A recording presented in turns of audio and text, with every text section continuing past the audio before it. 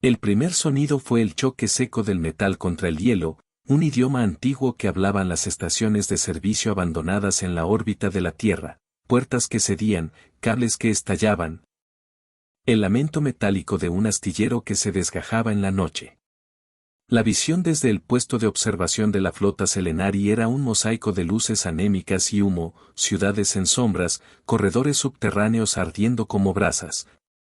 Barcos civiles que se arriesgaban a cruzar un cielo lleno de cazadores. Y en medio de todo eso, un solo barco humano, el Aquila, trataba de conducir una avalancha de refugiados a través del cerco. Admiral SYRK observó desde su plataforma de mando, reclinada en el asiento que brillaba con bioluminiscencia. Ella no era la que tomaba las decisiones finales, era la que interpretaba los signos, la que traducía probabilidades en órdenes. Sus ojos, dos bandas de pigmento irisado, estudiaron la silueta humana con la fría curiosidad de quien examina un insecto que sabe picar. A su lado, las proyecciones latían, trayectorias de proyectiles, costo de recursos, índices de supervivencia. Todo sumaba a una ecuación clara. Humanos, murmuró, voz como campana raspada contra corcho. Débiles, previsibles. Desechan su tejido en favor de impulsos emocionales. No podrán sostener una guerra calculada. Sus oficiales rieron en tonos bajos, sus risas mecánicas filtradas por los amplificadores de la nave. En la pantalla, un destacamento Selenari cortó la ruta del Aquila con la precisión de cortadores de cristal. Era una intercepción ceremonial, capturar, aislar, administrar la dócil sumisión. Lo que esperaban del humano era lo que siempre esperaban de especies que habían llegado tarde a la mesa, miedo, súplicas, entregas en masa. Pero los cálculos ignoraron algo que no cabe en matrices, la música mal afinada de las manos humanas, su capacidad para convertir una derrota en una herramienta. Marcelo Ruiz amarró la sujeción de su asiento con dedos que no dejaban de temblar. Tenía la cara horadada por el cansancio del que sobrevive 3 días con nada más que café recalentado y promesas rotas. La cola de refugiados detrás del puente olía a humo y pan duro, en los compartimentos bajos, niños apretaban peluches viejos como juramentos. Marcelo sabía que no era un comandante ideal. Había sido rescatista, después contrabandista, luego capitán por necesidad. Pero algo en su mandíbula, en la manera en que sostenía la mirada, le daba una especie de autoridad que ni él entendía del todo. Nos interrumpirán en 5 minutos, dijo el técnico. Emplearán misiles de captura y un enjambre de drones derivadores. No hay tiempo para maniobra evasiva.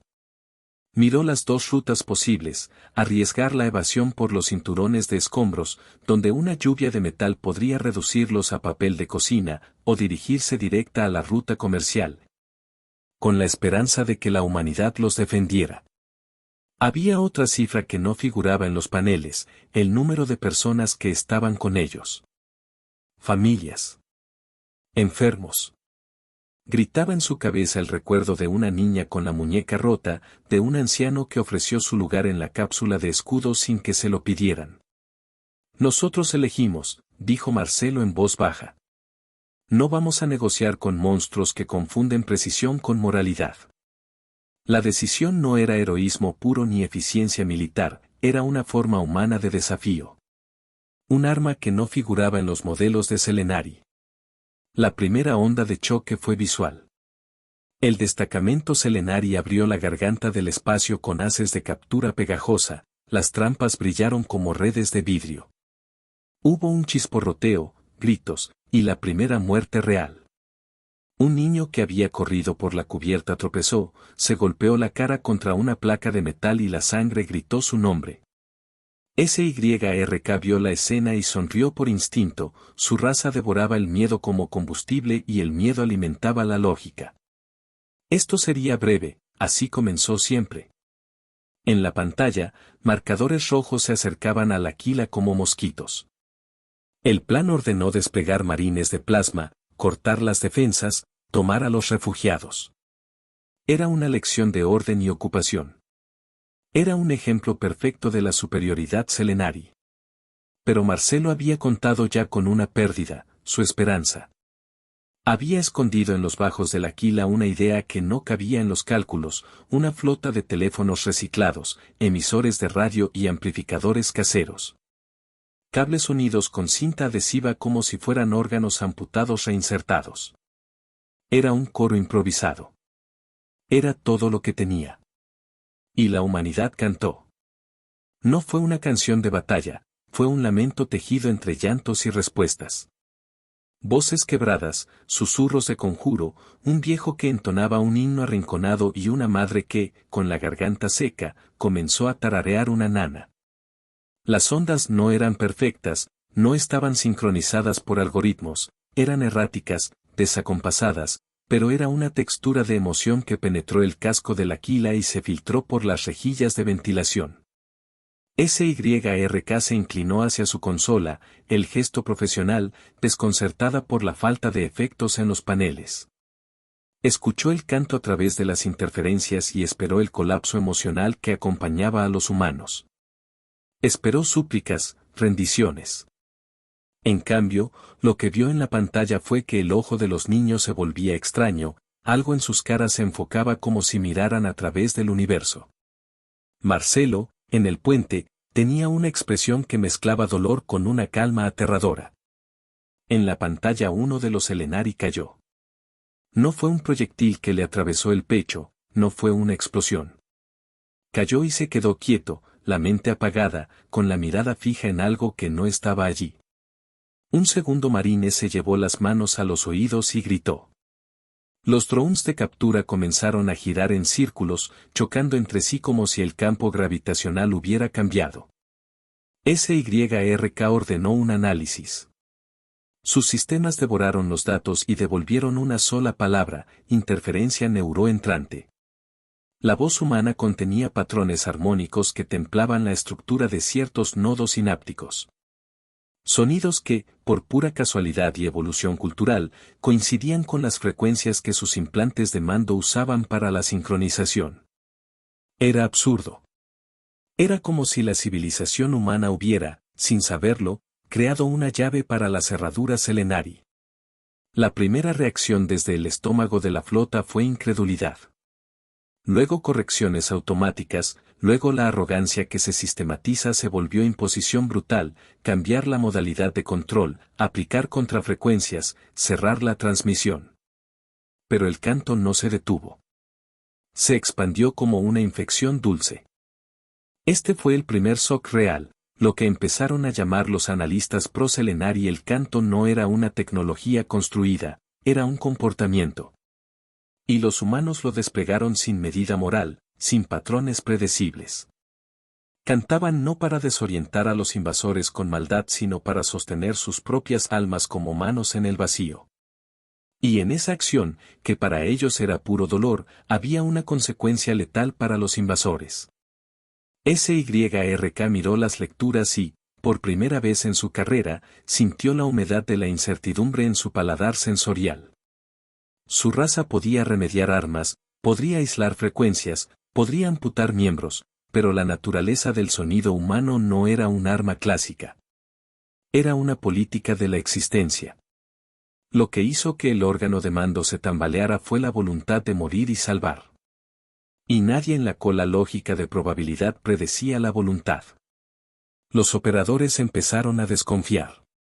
La flota Selenari ordenó ejecutar ataques de contención más rigurosos, microproyectiles que rasgaron las placas del Aquila, llamas que lamieron los depósitos. Había sangre encubierta. Los niños gritaban. Un padre, un violinista que había sobrevivido días por pura obstinación, subió al puente y tomó el arco con dedos temblorosos. No había violín en la nave, fue su propio cuerpo la soga. Unos segundos después, el puente entero sintió una vibración que no pertenecía a las rutinas de combate, una nota sostenida que penetró la carne como un cuchillo. Es en ese momento cuando la historia cambió de tono, del enfrentamiento frío a la guerra íntima. Los Selenari vieron y entendieron que el elemento humano que menos se podía modelar era su disposición a transformar dolor en arma estética. No fue un disparo técnico, sino una acción simbólica que fracturó orden mental. Las matrices de probabilidad empezaron a vomitar variables nuevas. Mientras tanto, en el interior de la flota Selenari, SYRK sintió que algo se aflojaba en su pecho. No era compasión, la compasión era un ancla que su especie poseía en pequeñas cantidades, usada como herramienta. Era otra cosa, una resonancia personal, un reflejo que la dejó expuesta. Había oído historias sobre los humanos, su tendencia a crear mitos, a pegar música donde no había estructura. Ella había pensado que esas eran debilidades poéticas. Ahora veía que, en el filo, esa pobreza estética era una geometría de guerra. Con cada nota el Aquila parecía hacerse más humano, menos máquina, y los Selenari menos dueños del cielo. 5% de eficacia en la contención, reportó un oficial. Las contramedidas no logran estabilizar los nodos sinápticos. SYRK cerró los ojos, como si pudiera pellizcar a la voz que venía de la pantalla hasta que la melodía se disolviera. En su mente, las antiguas lecciones de estrategia tomaron forma, la guerra gana con previsibilidad y la previsibilidad se ceba en las rutinas del enemigo. Con los humanos, la rutina no tenía puerto fijo. Incluso en la catástrofe, podían elaborar símbolos que deformaban la lógica. Era una clasificación nueva, humanos igual a variables emocionales que afectan hardware. La segunda fase fue violencia calculada. Los Selenari lanzaron bombas sónica ablativas, proyectores microondas, todo para romper las cuerdas vocales y asfixiar la música. Las ondas explotaban en el aire y el canto se volvía una marea rota. Las paredes del Aquila vibraron, fragmentos de techo se soltaron. Los gritos y los sollozos se mezclaron en un ultrañido compás. Y entonces ocurrió el primer momento de terror puro. Marcelo se puso de pie con el cuerpo cubierto de polvo y sangre y ordenó, con voz firme, que se abrieran las esclusas delanteras. No para rendirse, sino para exponer la bodega inferior, donde habían almacenado 3 cápsulas improvisadas llenas de combustible de salto. Sabía que detonar esas cápsulas no solo destruiría el Aquila, sino que crearía una onda de plasma que podría cegar temporalmente a parte del destacamento Selenari, permitir a otros barcos escapar. Con todo el pragmatismo humano, había calculado las pérdidas y las ganancias, su tripulación, su familia, su propio hogar eran sacrificables si salvaban vidas. ¿Estás loco?, gritó una voz en el puente. No podemos detonar si tenemos refugiados. Marcelo no miró atrás. Su cara estaba bañada en sangre que no era solo suya, llevaba la marca de haber tocado otras heridas, de haber administrado primeros auxilios a desconocidos en cuartos llenos de humo. Su voz, cuando habló, no supo si era orden o súplica. Si no nos movemos ahora, nadie sale. El hombre que verdaderamente entendía la magnitud era el violinista de las bajas cubiertas. Se acercó a Marcelo, con el arco escondido en la manga, y dijo, «Tengo un plan. Pero necesito tu confianza». Marcelo suspiró, y en sus ojos apareció esa calma que tiene la gente que ha decidido su final. Dio la orden de abrir las compuertas. Desde la distancia, SYRK vio los paneles explotar en luz. La cápsula saltó en un fogonazo que no era mera explosión, fue una coronación de energía que abrió el cielo como si alguien hubiera apostado la vida por una ventana. El fuego lamió la estructura Selenari y el espacio se llenó de fragmentos que chisporroteaban. Cientos de drones cayeron en cascada, estrellándose contra la nada. Hubo un silencio mecánico que se expandió como un telón cayendo. Y entonces la imagen que quedó en el puente de SYRK le golpeó como un puñetazo. El violinista, con la sangre como tinta sobre su camisa, levantó el arco y tocó una nota final. No era una nota musical, era una plegaria que parecía arrancarse de los huesos. Las cámaras captaron su rostro, arrugado por la convicción del que entrega todo. Marcelo abrazó a la madre del niño herido y la besó en la frente como quien entrega una promesa. Los refugios se abrieron, la gente cayó en masa hacia las cápsulas salvavidas, y el Aquila quedó como una estatua de náufrago en una tormenta. SYRK recibió la transmisión en su consola principal. Vio a los humanos escapar, uno tras otro, y pudo medir el daño. No era desproporcionado, pero era suficiente. La flota Selenari retiró sus unidades por orden fría, lo que para SYRK era un triunfo táctico. Para ella, en el fondo, era una derrota que no cabía en los libros. Habían subestimado la capacidad humana para convertir la barbarie en una herramienta que derriba máquinas. Ese fue el momento en que el miedo plantó su bandera en el corazón de la Selenari. No el miedo de morir, que conocían bien, sino el miedo de lo imprevisible. Porque los humanos no solo eran ruidosos, eran capaces de ordenar el caos con un propósito tan simple como terrible, salvarse unos a otros con absoluta irreverencia hacia la propia integridad. Y los Selenari, que habían dado valor al orden por encima de la carne, no sabían cómo contrarrestarlo. Pasaron semanas. La noticia corrió por los canales de la galaxia: la resistencia humana había incendiado un destacamento Selenari y escapado. Algunos lo llamaron locura. Otros, táctica. Entre los Selenari, los murmullos eran otros: esa especie no era un conjunto de datos, era una fuerza que explotaba vulnerabilidades morales. Y eso, para una sociedad que había diseñado su hegemonía sobre el cálculo puro, era aterrador. La campaña que siguió se volvió menos triunfante y más errática. Cada intento de sofocar a la humanidad encontraba contrapartidas que parecían surgir de las piedras. Había redes clandestinas que interceptaban drones y los llenaban de mariposas vivas, había pueblos que transformaban sus fábricas en refugios sonoros. La capacidad humana de improvisar fue una lluvia que entraba por todas las grietas del control. SYRK dejó de ver a los humanos como un asunto menor.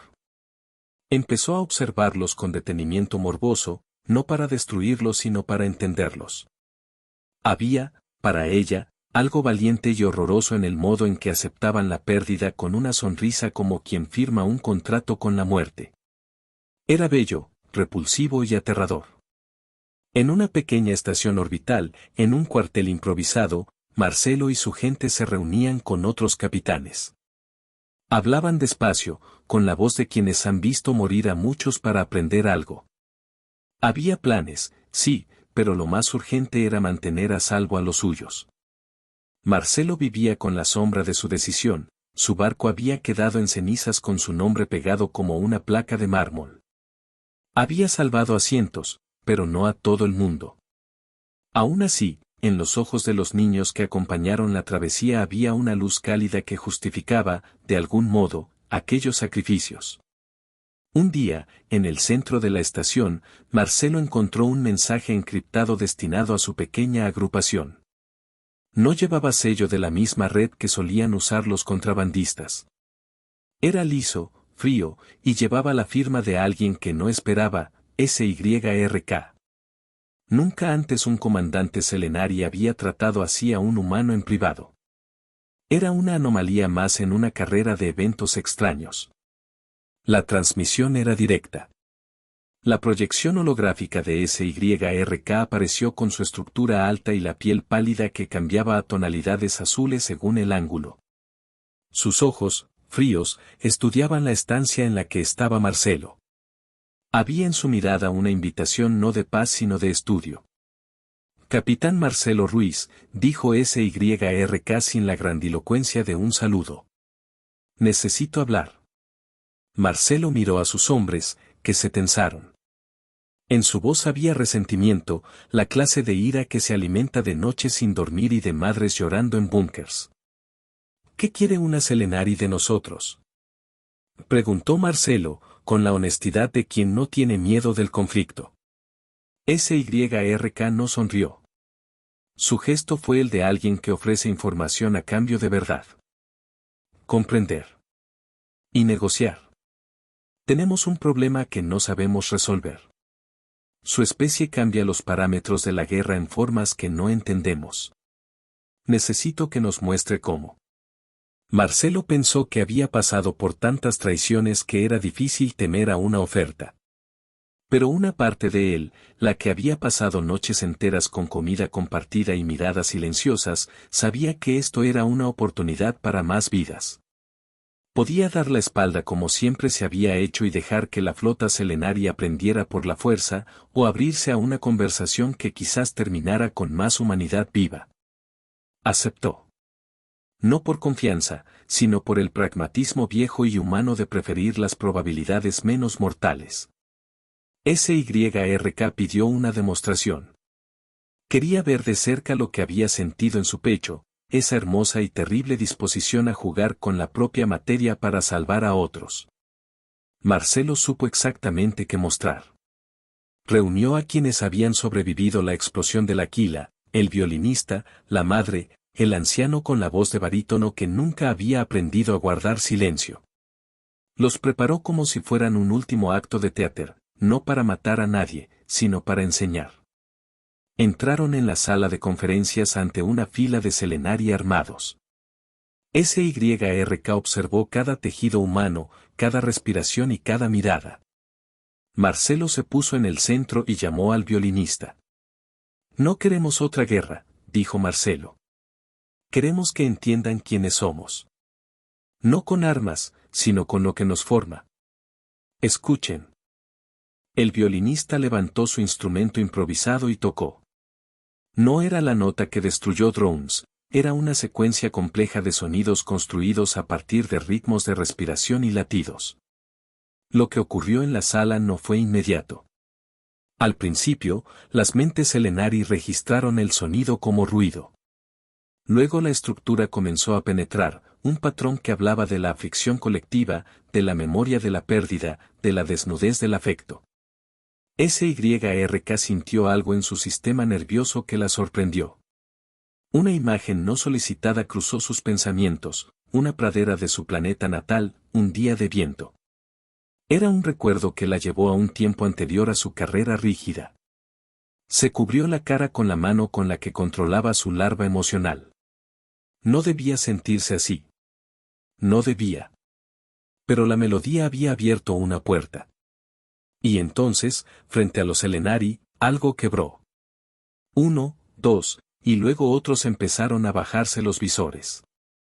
No era que fuesen a arrodillarse, era que la música había hecho visibles sus memorias más humanas, pérdidas, dudas, la culpa de haber impuesto orden con sangre. Los oficiales de la flota se voltearon entre sí y, por primera vez en generaciones, la jerarquía vaciló. SYRK comprendió que la melodía humana no era solo arma o anestesia, era un espejo. La música mostraba a los selenari su propia humanidad repleta de grietas, y para una civilización que valoraba el control, verse con imperfecciones era peligroso. En el centro de esa vulnerabilidad, SYRK sintió la vergüenza y el respeto mezclarse. Comprendió que su señorío se había sustentado en la negación de ciertas verdades, y que los humanos las mostraban como quien exhibe un trofeo de guerra. Esa revelación se volvió personal. No podía permitirse reaccionar con violencia, eso la haría parecer pequeña. Ni podía retirarse, eso le haría cobarde. Decidió actuar con algo desconocido para sus iguales, honestidad. ¿Qué quieren?, preguntó SYRK con voz quebrada por la sinceridad. Marcelo respiró. Su vida le había enseñado a medir palabras. No necesitaba cajones. Tenía que ir al punto. Queremos vivir. Queremos que paren las ocupaciones y que nos permitan reconstruir. Queremos que entiendan que no pidamos piedad, pedimos espacio para ser humanos. Si hay una alianza posible, que se base en aquello que nos hizo peligrosos, nuestra capacidad de sacrificio por los demás, transformada en pacto para defendernos mutuamente. SYRK escuchó y la idea germinó en su mente como una semilla que había sido olvidada. Era una extraña mezcla, entender al enemigo hasta transformarlo en socio. Era, para una selenari, un tabú que se rompía en silencio. No obstante, el costo era alto, aceptar la humanidad implicaría reconfigurar políticas, estructuras, órdenes. Pero había algo aún más imprevisto, una respuesta emocional que no habría pronosticado. En la siguiente semana, SYRK fue observadora y aprendiz. Viajó con Marcelo a algunas estaciones y vio cosas que no se enseñaban en los cuadernos de guerra, hospitales improvisados, maestros que enseñaban en medio de ruinas, comunidades que compartían alimentos sin reclamar crédito. Vio la lección que el canto representaba, en la cara de los que perdían, había algo que invitaba a protegerlos y no a conquistarlos.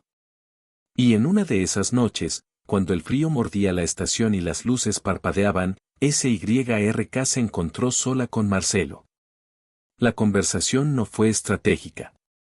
Fue humana en su forma más simple, relatos de infancia. Marcelo contó de una playa donde había corrido siendo niño, de una abuela que cosía un chaleco con manos temblorosas. SYRK habló de los días en que aún no usaba la armadura de mando, cuando su especie cuidaba de su hábitat como un jardín. En la intimidad, algo cambió entre ellos. No era romance dramático, era un reconocimiento profundo. A medida que sus historias se entrelazaban, SYRK sintió miedo por primera vez de no cumplir con las normas de su casta. Marcelo, por su parte, reconoció en ella una ternura inesperada. Ambos comprendieron la posibilidad de construir algo que trascendiera la guerra, una alianza basada en la empatía, y eso, para ellos, era tanto esperanza como combustión. El conflicto, sin embargo, no se dio solo por palabras. Hubo rendiciones, traiciones, revueltas internas en la flota Selenari que no aceptaba la nueva diplomacia. Un coronel Selenari, ofendido por la idea de dialogar con humanos, activó un protocolo de ultimátum en un sector orbital, destruir una ciudad humana como demostración de que el control no se negocia. Cuando la noticia llegó, Marcelo supo que no había tiempo para hablar. La ciudad era un lugar donde vivían miles, artesanos, médicos, niños. Una bomba diseñada para borrar el tejido cultural de un mundo. SYRK fue la que recibió el aviso con la cara pálida. Ella conocía la ciudad. Había llamado por teléfono a sus estrategas y ordenó lo que consideró imposible, creyó que debía desafiar a sus iguales abiertamente.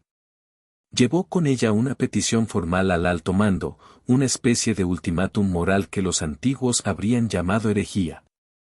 La respuesta fue fría, debía obedecer, o sería eliminada por indisciplina. En la noche previa a la destrucción, SYRK no durmió. Caminó por los pasillos de la estación, escuchando las voces humanas. Vio a los niños dormir en sacos, a los amantes susurrarse promesas. Había lágrimas en todos los rostros, pero también había risas nerviosas, la combinación más peligrosa que conocía. En sus manos, SYRK sostuvo una foto que Marcelo le había dado, la imagen de una chica humana abrazando a su abuelo en un parque que existió solo en recuerdos. Esa imagen la golpeó más que cualquier algoritmo. Ella tomó una decisión que rompió con toda lealtad, desobedecería. Llamó al coronel Selenari y le dijo, sin ceremonias, si destruye esa ciudad, abandonaré la flota. El coronel replicó en tono de amenaza, pero en su voz había un temblor. La rigidez de la institución comenzó a mostrar sus grietas. Por un instante, SYRK vislumbró el precipicio. Si se enfrentaba a la flota, caería. Si no lo hacía, la ciudad sería un monolito de humo. Marcelo la acompañó y, juntos, idearon un plan que no dependía exclusivamente de la violencia. Reunieron a los civiles, a los pocos ingenieros, a los poetas y maestros. Les dijeron la verdad sin edulcorantes, la ciudad podía caer en cualquier momento. La reacción humana fue lo que esperaba cualquiera que conociera la historia de su especie, un silencio absoluto, y luego una oleada de acción. Los maestros transformaron las escuelas en refugios fortificados, los músicos construyeron dispositivos de interferencia hechos con tubos y antenas, las costureras y herreros repararon viejas armaduras civiles. No fue una maniobra de guerra simple, fue una puesta en escena de toda la voluntad humana. Marcelo coordinó evacuaciones simuladas, improvisó rutas de escape, y cuando llegó la hora, no fue para huir, sino para proteger. Los humanos no se escondieron, Se agazaparon como quien respira y espera. Cuando la bomba descendió, no fue un simple impacto. Fue un gesto calculado. El coronel Selenari quería mostrar que su alcance era total. Pero la ciudad no estaba sola. Los dispositivos de interferencia, que habían aprendido de la canción, emitieron frecuencias que deformaron la detonación. Las ondas de choque se dispersaron en patrones fractales, la explosión perdió su centro. El edificio objetivo se desplomó en parte, pero los daños se limitaron. Grietas, sí, pérdida, también, pero no la aniquilación que se buscaba. Desde la ventana del cuartel, SYRK vio la escena y experimentó algo que la dejó sin lenguaje. La gente emergía de los escombros para ayudar a otros, con manos que buscaban, que curaban, que sostenían. Había gritos, era cierto, había luto. Pero la ciudad no estaba derrotada. Había un rumor que crecía en las calles, la voluntad humana convertida en una coraza que no se rompía. Fue en ese momento cuando la nave de la flota Selenari retrocedió por iniciativa del coronel, no por miedo a la pérdida de equipo, sino porque tuvo que, en su propio cálculo, aceptar costes mayores a la victoria. Para muchos Selenari fue una derrota de prestigio, para SYRK fue una victoria moral que la dejó en ruinas y aire libre a la vez. La primera lágrima de SYRK brotó a las 5:43 de la noche. Cuando encontró a una madre sujetando el cuerpo de su hijo y no llorando con odio sino con una mezcla de agradecimiento y dolor. Esa imagen la destrozó. SYRK sostuvo a Marcelo por el hombro y, en silencio, apretó con fuerza. Lo siento, murmuró ella, palabra rara en su lengua.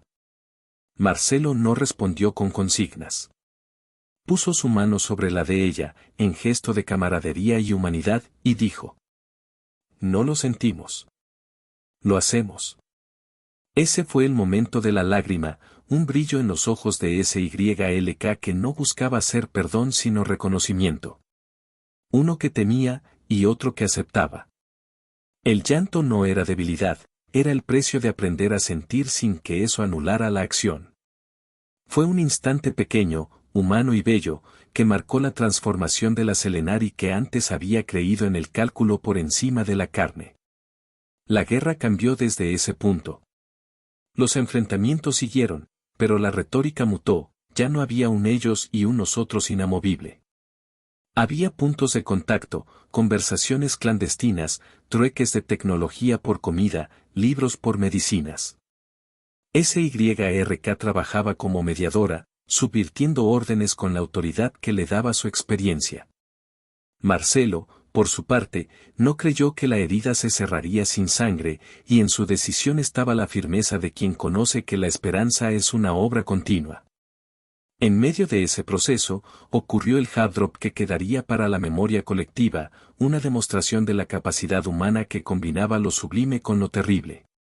Los Selenari habían aislado una colonia humana que funcionaba como centro de comunicaciones. Pensaban que cortar ese nodo desorganizaría la resistencia. Planearon un bombardeo quirúrgico.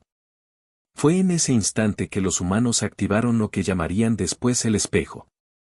No era tecnología alienígena, no era una invención imposible.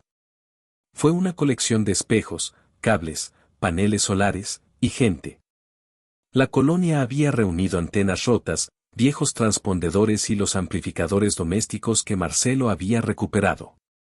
Con todo eso, habían construido un espejo electrónico, un sistema que tomaba las señales del ataque y las devolvía amplificadas, con un componente nuevo, las voces humanas. La señal combinada creó un efecto de retroalimentación que reescribió las instrucciones de los proyectiles Selenari. Los misiles, al reorientarse contra las propias naves enemigas, se volvieron contra quienes los habían lanzado. No era perfección tecnológica, era improvisación humana en grado máximo. Y lo que vio la galaxia en transmisión fue espantoso y hermoso, naves Selenari que se pegaban unas con otras, detonaciones que se tragaban a los agresores, la ruina de una flota que había querido enseñar su hegemonía. Las cámaras humanas captaron el asombro en los rostros de los atacantes cuando vieron sus propias armas volverse contra ellos. Las flotas Selenari registraron la primera gran pérdida material de su historia. Fue el hard drop, el momento en que las cifras y pronósticos se volvieron irrelevantes porque la potencia humana había reescrito la ecuación. La noticia se expandió por las estrellas como un incendio y la palabra impredecible se enfrentó a humano en los diccionarios de todas las naves. SYRK fue la que sintió el golpe con más intensidad. No por la derrota material, sino por la reescritura moral. El espejo humano no era solo un arma, era la capacidad de transformar los recursos en sentido contrario, de hacer de la agresión un espejo donde se devuelve la propia mirada. Ella entendió que si no se abría a alianzas, su especie corría el riesgo de convertirse en un instructivo de lo que no se debe hacer, gobernar sin comprender la fuerza que tiene la empatía aplicada. En la siguiente reunión del alto mando Selenari, SYRK habló con voz dura, ya no como estilista de la guerra sino como quien sabe las consecuencias de la ceguera. Nuestra supremacía nos vendió la ilusión de omnisciencia, dijo. Los humanos son una variable que altera las leyes. No podemos eliminarlos sin destruir aquello que nos sostiene. Su intervención rompió tradiciones. Algunos la llamaron traidora, otros sensata. Hubo intentos de silenciarla. Y entonces ocurrió otra escena que marcó el futuro, una delegación Selenari, liderada por una facción joven y curiosa, voló hacia la Tierra buscando, por vez primera en siglos, un tratado que no exigiera sumisión. Fue la primera vez que una raza que fabricaba leyes se arrodilló frente a otra para pedir entendimiento. Ese gesto se volvió el inicio de una reacción en cadena. Los humanos negociaron duro. Pidieron retorno de tierras, creación de zonas soberanas y asistencia para reparar décadas de abuso. La Selenari, fraccionada por el miedo y la vergüenza, aceptó algunas condiciones. No fue una capitulación total, sino un primer mando de cooperación. SYRK se convirtió en la mediadora principal y Marcelo en el embajador humano informal. Entre ellos se tejió una relación de respeto que tenía la calidez de las raras alianzas forjadas en crisol de fuego. Por supuesto, no todos los Selenari entendieron la belleza de la alianza. El coronel que había ordenado la bomba aún conspiraba en las sombras. Hubo sabotajes, explosiones, intentos de desestabilizar los acuerdos. Y entonces se dio el momento del terror psicológico más profundo, un atentado en una plaza donde SYRK y Marcelo se encontraban junto con civiles de ambas especies. Una bomba improvisada explotó y el ruido fue una puñalada en el público. En el caos, Marcelo se interpuso sin pensar y empujó a SYRK hacia atrás, recibiendo una estela de metralla en el lado izquierdo del pecho. La herida fue peligrosa. El tiempo se detuvo en la escena, sirenas, gritos, corazones que latían como tambores. SYRK, con la sangre ajena en sus manos, miró a Marcelo tendido y comprendió una cosa que el cálculo jamás había enseñado: amar a un aliado es también asumir su fragilidad.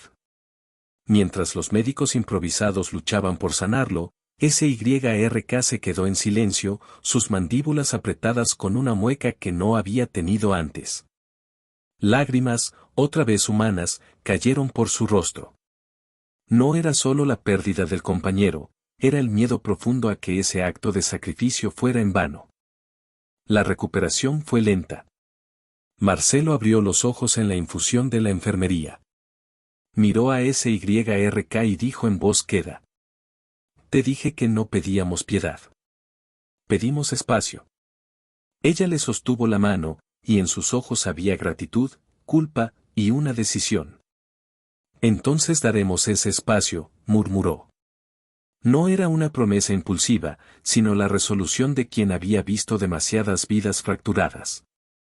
El momento fue Tirfel, la humanidad, representada por un hombre herido, y la Selenari, por una criatura que había aprendido a llorar con sinceridad. El llanto nubló la sala, y la imagen se difundió como símbolo de que la guerra podía terminar en algo que no era vencedores y vencidos, sino en un tejido de apoyo mutuo. El final llegó con la cumbre, los representantes de ambos bandos reunidos, las manos extendidas hacia un acuerdo que ponía condiciones en frío y calor. Se firmó el Tratado de los Ojos Compartidos, una convención que no borraba las heridas, pero que las aceptaba como parte del paisaje. Hubo resistencia, sí, pero también abrazos y choques de armas que se transformaron en herramientas de construcción. La alianza no fue perfecta. Tuvo días de tensión, de ajustes dolorosos. Requirió que las costumbres se cruzaran. Los Helenari enseñaron técnicas de purificación atmosférica y manejo de recursos. Los humanos enseñaron resiliencia, improvisación y la forma de convertir la pérdida en arte. Aprendieron a escuchar los cantos humanos no como ruido sino como señal. En el acto final, cuando los contingentes firmaron el documento, Marcelo se paró frente a la multitud y habló. Sus palabras no fueron grandilocuentes. Fueron de la carne del pueblo. No somos invencibles, dijo. Somos peligrosos porque cuidamos los unos de los otros incluso cuando eso significa perder. Si eso les da miedo, entonces háganse el favor de aprender a temer mejor, no por lo que haremos, sino por lo que protegeremos. La multitud, humana y Selenari, estalló en un aplauso que sonó como una marea. En los ojos de SYRK, la promesa de la cooperación tomó forma tangible. Los Selenari que antes reían ahora compartían mantos con ancianas humanas. Madre Selenari mecían a bebés humanos mientras contaban historias de planetas ya desconocidos. Y entonces, culminando en una línea que dejaría la piel erizada en generaciones, Marcelo añadió con voz baja, acompañada por el silencio del cosmos y el murmullo de la gente. Si alguna vez volvemos a temer por nuestra especie, recordemos esto, subestimarnos fue su error. Aprender a estimarnos será nuestro triunfo. Esa frase, pronunciada en un tono que era ironía y ternura a la vez, se volvió la frase final que muchos repitieron en los días posteriores.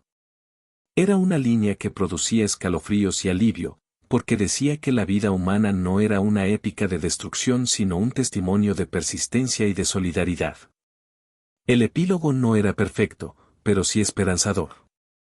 Ciudades se reconstruyeron con la ayuda de tecnologías Helenari reconfiguradas para no explotar la vida, escuelas enseñaron lenguas alienígenas para que la comunicación no fuera solo transacciones militares.